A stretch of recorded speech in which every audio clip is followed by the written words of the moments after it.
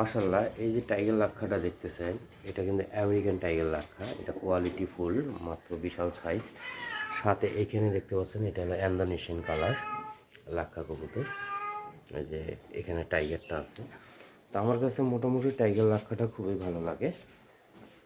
আর আমি বর্তমান সবগুলা লাক্ষা কবুতর কালেকশন করব, আপনাদের মাঝে দেখানোর চেষ্টা করব যে লাক্ষা কবুতরের বৈশিষ্ট্য, লাক্ষা কবুতর কীভাবে আসলে লালন পালন করতে হয়। সাধারণত লাক্ষা কবুতর একটা রুমের ভিতরে যদি আপনারা ছেড়ে দিয়ে রাখেন তাহলে সবচেয়ে এরা ভালো থাকে, সুস্থ থাকে।